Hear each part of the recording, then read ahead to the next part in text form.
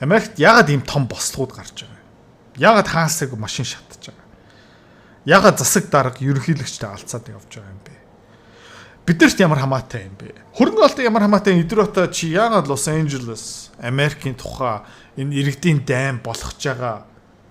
Тэ? Энэ insurrection болж байгаа дотоод асуудал нь бүр ямар хүнд болоод тэгээ одоо бүр араас нь цэрэг явуулж байгаа юу болоод байгаа юм бэ? Хаанаас гарч байгаа юм бэ? Бүх юмтай ямар хамаатай юм бэ гэх юм бол тайлбарлаад үгүй.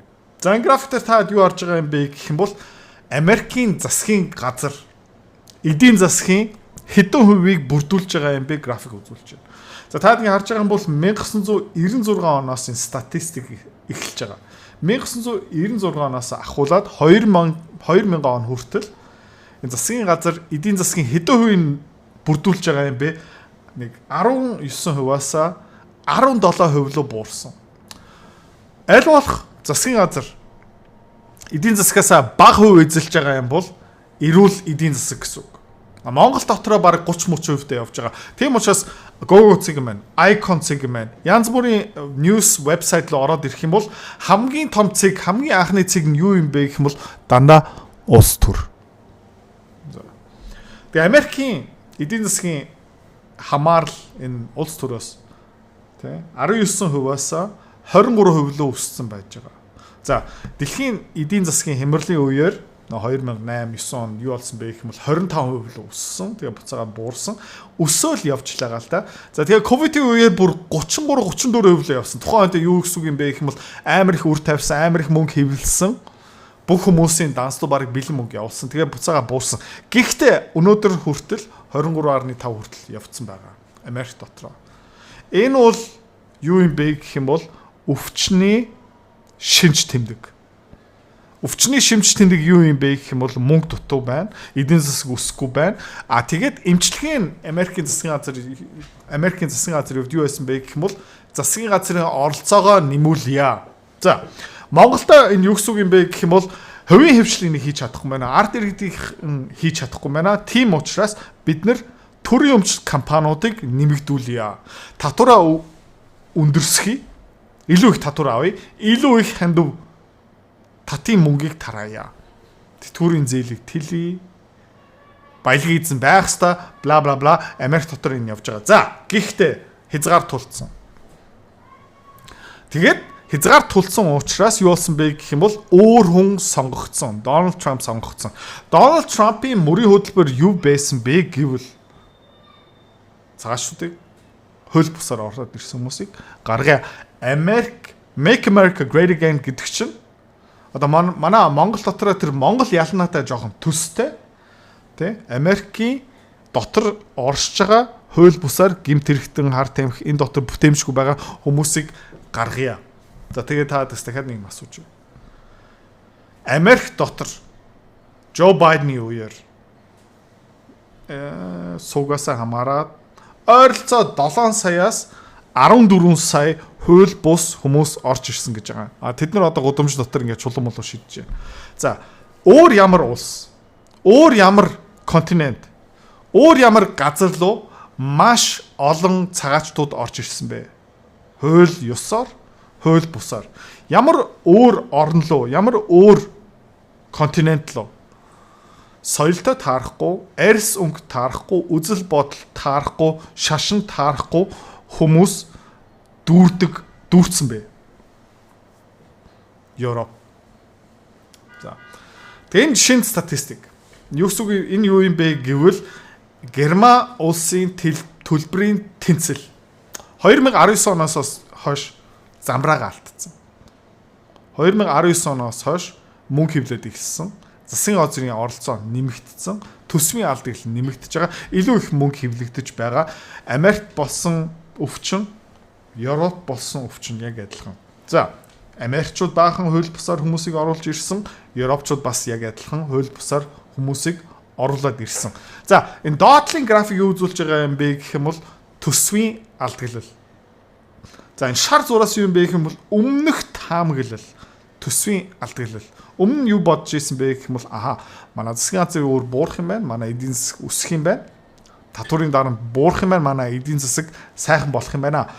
шинжилсэн хувилбарууд нь юу юм бэ гэвэл ногоон дартсан үзүүлэлт цэнхэр нь дундаж одоо болох магадлал хамгийн өндөр магадaltaй одоо үр дүн улаан юу юм бэ гэх юм бол хамгийн гамшигтай. Тэгээ Герман улс 2025 оноос ахуулаад хаашаа явж байгаа юм бэ гэх юм бол дотоодын нийт бүтээгдэхүүнээс илүү үртэй болох юм байна. Одоо 100 м2 орон сууцныхаа одоогийн байдлаар нь ойролцоо 65% барьцаанд тавьсан улс байсан бол 2040 он хүртэл 100 м2 байрныхаа 100 м2 тэр чигтээ өрөнд тавих улс байгаа юм аа. За. Европ диваачн байсан. Герман би өссөн. Германд би сургууль явж исэн гих мэдчихнэ. Тэнд насанд хүрсэн. 1991 онд Монголоос яваад Герман руу явсан. Тэгээ хүнсний дэлгүүр орж явахдаа би бүр гайхсан. Ямар олон жимс бэ. Тэгээ би үнэн хэлчихье заяа. Амар фаны түүх. Заяа. Германы дэлгүүр ороод манай ээж надаа банан авч өгсөн заяа. Тэгээ гэртээ хайрсныхаа дараа манай ээж надаа банан өгч байгаа байхгүй юу. Тэгээ би банан яаж идэх юм мэдэхгүй. Бүр хальстагийн зүгээр ингээ хазаад үтсэн байхгүй. Тэгээ хальсан ямар муухай амттай бэ ээжээ бидэхгүйгээд тэгээ манай ээж надаа юу шилсэн бэ гэм литрээ байж энэ хальсыг нарилаад тэгээ гоё амттай шүү. Тэгээд би бараг 1-7 хоног тэрчтэй дангаараа банан идсэн яагаад гэх юм бол амар гоё амттай байсан байхгүй. Тэгээ тийм амтыг мэдрээгүй. За тэгээ дэлгүүр ороод тэгэл яг нэг 2-3 сар тэрчтэй бананаараа бараг сармагчин шиг явсаргаа тэгээ дараа нь залхаад тэгэл ингийн нөгөө тэгээ дассан л да. За окей. Хазаарчлаа. Хөшөө. Чи маргааш өглөө юу хийх вэ? Таачгүй. Чи хуруугаа уншуулна. Залахгүй байна. За дарах. За. Нэгтгэс тавтах. Зуны амтлаараа жоохон амрын тэгээ буцаагаад ажилдаа орчин. Зээлээ төлнө. Тэгээ 30 настай хөвцсөн юм бол заяа. Хүү, шгүүдээ талтаа орчлоо. 20 жил нараа тэтгэвдэх юм. Хүү. Ямар сонсогч байна? Солиод байгаа зү. Би бас тийм байсан юм аа. Гэхдээ миний амьдрал минийх байх ёстой гэд би 10 жилийн өмнө шийдээд еврей хүн шиг хөрөнгөлөл үүсгээд хөрөнгө оруулалт хийгээд ирсэн. Амар хэцүү байсан. Сурж авсан юм аа би номон дотор шингээсэн, сургалт хийсэн, компани үүсгэн байгуулсан. Би энэ өвчнгоос салж чадсан. Тэ? Энэ хуруу шүү дээ. Хизээж хуруу оншигчтэй золохгүй. Never again. Чек адилхан юм өвчнгоос салмаар байгаа юм бол зээл мэйл янз мөнгөний зовлонгоос салмаар байгаа юм бол би сургалтаа санал болгоё. Мөнгөний зовлон баяртай гэсэн сургалт. Энийн талаар дэлгэрүү мэдээлэл авмаар байгаа юм бол видеоны эцэст эргээд уулзъя. Америк юу байсан бэ гэх юм бол би 2006 онд Америк руу анх удаа явж исэн. Калифорниа, Сан Франциско, Сосалидо, Тиберон, тэ, Корте Мадера, Сан Францискогийн дээгүүр, тэ, Сан Диего бас нэг авсан, Лос Анжелес бас нэг авсан. 2010 онд би бүр Лос Анжелест бараг 4 сар, 5 сар амьдарч ирсэн. Тэгээд диваачн байсан. Гэхдээ жоохон муудах тренд харагдаж ирсэн. За тэгээд Лос Анжелес юм уу, Америк ямар төрлийн улс байсан бэ гэх юм бол хэдүүлээ зүгээр дуусчих.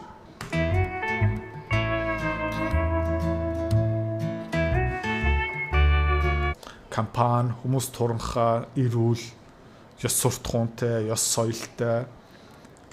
American Dream, McDonald's, Coca-Cola, General Electric, Ford.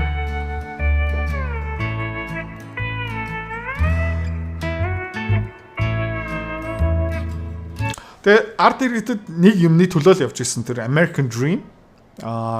Сонирхолтой юм юу юм бэ гэх юм бол Мексик, тэ, Эквадор, Гватемала, Бразил гэх мэт шиг хүмүүс Америк руу маш ихээр шилждэг байсан. Гэхдээ одоо жишээлбэл та энийг судлаарай. Би энэ тухай бас хэд ном уншсан, хэд подкаст уншсан.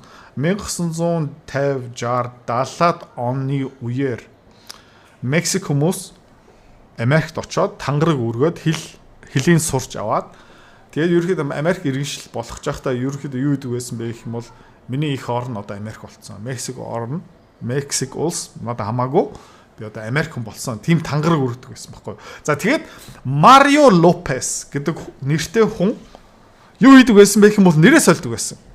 Окей. Лопес гэдэг чинь тэр чтэй нөгөө Мексик нэр учраас сольчдөг байхгүй тухайн үед. Тэгээд 2006, 8, 10 оноос юу болоод эхэлсэн бэ гэх юм бол тэр tribalism гараад ирсэн. Бүлэглэл буцаа гараад ирсэн. Чи Америк хүн гэд хүмүүс асуудаггүй чи Hispanic юм уу? Чи Испани гаралтай юм уу? Чи хар ярьсан юм уу? чи Индиан гаралтай мө гих мэдчихлээ. Амар алдартай Elizabeth Warren гэдэг нэг сенатор байгаа. Америкийн их хурлын гишүүн. Harvard-д профессороор багшлаг байсан. Яаж мань хүн Harvard руу орсон бэ гэвэл миний удам Индианчууд. Окей? Өөрийнхөө Индиан гэж нэрлэж байсан. Тэгээ тийм учраас Donald Trump мань хүнийг Pocahontas гэ хаяа шоолдгийн. Тэгээд Elizabeth Warren тэнийг улс төрч учраас генетикийн тест өгөөд тэгээ генетикийн тест өгснийхэн дараа юу гараад ирсэн бэ гэх юм бол мань хүний цус юм уу генетик 0.04% Индиан цустай. Тэгээ баригдсан баггүй. Тэгээ энэ шинж тэмдэг нь юу юм бэ гэх юм бол би Америк хүн биш, би Индиан хүн. Тийм учраас надад давуу ирэх байгаа. Би гомдлох хэрэгтэй. Би Марио Лопес мөн. Тийм учраас би гомдох хэрэгтэй.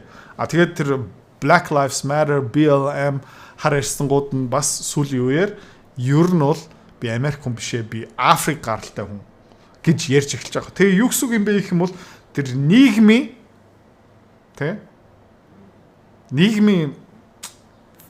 тэр холбоос сүлжээсэн жоохон задарч байгаа гэсэн. Америк байхаа болж байгаа гэсэн.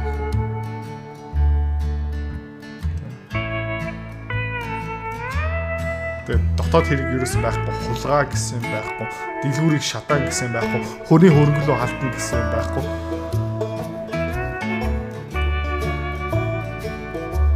Тэгээд нэг сайхан зориг нэгтэй улс байснаа одоо байхгүй болсон байна. За тэгээд нэг сонирхолтой юм юу юм бэ гэх юм бол энэ иргэдийн бослог гарч явах үедээ гинт тэнд тоосог гарч эхэлж байна. Зөвчтөр орой Лос Анжелес хотын тэгээ хотын төвд ийм тоосог хаасаг гарч байгаа хгүй. За энэ тоосгоор юу хийж байгаа юм бэ гэх юм бол та хэд харуулъя заяа. Ийм одоо чулуу ашиглаж байна л да. Өөр газар тоосог ашиглаж. Цаглаж шиг. Энэ гимт хэрэг мөн үгүй юу?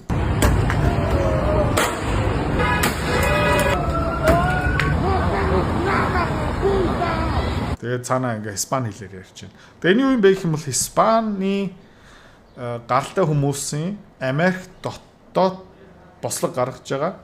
Тэгээд энийг яаж дарах ёстой бэ гэх юм. За тэгээд өчтөр орой энэ Лос Анжелес хотын цагтаагийн захиргаагийн байшин. Захиргааны байшин.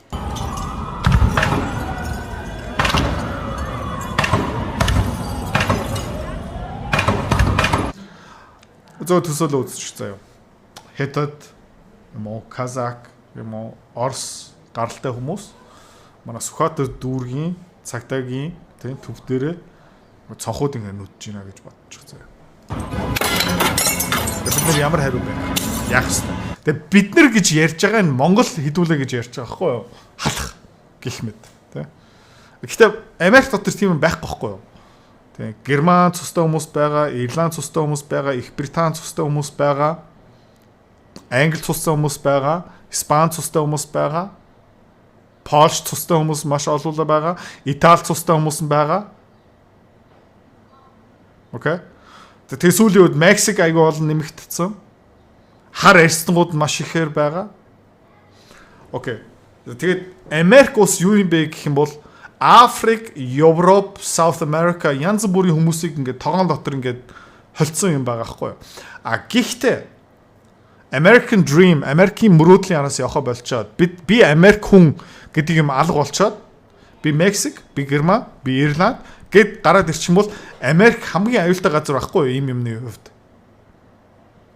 Бүгдээрээ бүлгэрээ ингээ хуваагдчихна. Амар аюултай. Энийг тасан зогсоохгүй бол.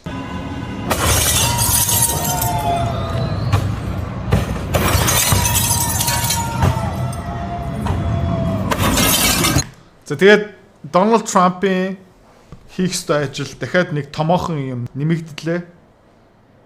Тэр юу юм бэ гэх юм бол энэ дотоодын асуудлаа шийдэх. Яг гэх юм бол Donald Trump юуны төлөө тэмцэж байгаа юм бэ гэх юм бол Америкийн төлөө, Америкийн нэгдсэн улсын төлөө. Тэгээ Donald Trump-ийн өвөө нь өөрөө Герман гаралтай. Тэ? Хуучин эхнэр нь тэ хаанх их вүлээ? Польш лөө. За, эхнэр нь тэ гих мэд чи Америк амар холимог газар байхгүй юу? Гэхдээ тэр холимог газар Маш олон шашин, үзэл бодол гэх мэт чинь юу нэгддэг байсан бэ гэх юм бол нэгдсэн зорилго, эрх ашиг. Гэхдээ тэр эрх ашиг нь алга болоод ирчих юм бол яг өнөөдөр Калифорни мужид болж байгаа юм болчих واخгүй. Лос Анжелес, Сан Франциско, Остин, Сиэтл, Нью-Йорк гэх мэт чинь ер зүгээр тесрэх бөмбөг байхгүй. Тэгээд Дональд Трамп хамгийн хэцүү үеэр ерөнхийлөгч болсон. Тэгээ амжилт хүсье да. Мөнгөний зовлонгоос салах амархан биш ээ, амар хэцүү. Гэхдээ хамгийн үр дүнтэй, хамгийн гоё амжилт гэх юм уу да. Яагаад гэх юм бол эний дараа чиний амьдрал чинийх болно. За, энэ сургалт дотор юу орсон байгаа юм бэ гэх юм бол би одоо 4-5 жил тасралтгүй хувь хүний сургалт контент явуулж байгаа. Эний тухай бүр 3 ном бичсэн. Энэ дээр хамгийн үр дүнтэй, арга сайтай юмнуудын оролцсон байгаа. За, тэгээ энэ зүгээр сургалт биш. Энэ зүгээр видео бичлэг биш. Энэ зүгээр юм унших биш. Хоёулаа хамт дасгал хийнэ. Чамааг ухамсартай болохын тулд, чамааг доор хаяж 6 сар мөнгөө далт хийлэгдэг болохын тулд хүн цохилт хэрэгтэй. Чамд хүн цохилтын өгнө. Бас хөвгчлөлтэй. Фан. Чамаа ерөөсө зовоохгүй чи залахгүй чи ерөөсө уйдахгүй амлж जैन заяа. За. Ойролцоо 200 гаруй хуудас контент, 25 видео бичлэгийн дараа чам бас юу гаргаж өгөх юм бэ гэх юм бол санхүүгийн тайлбарыг чинь гаргаад өгч. Хизээ хідэн төвөртэй болох юм. Би яг хизээ энэ зоолонгоос салах юм бэ? Бүх юм тодорхой. Одоо ганц үлдсэн юм юу юм бэ гэх юм бол чи өөр. Let's go.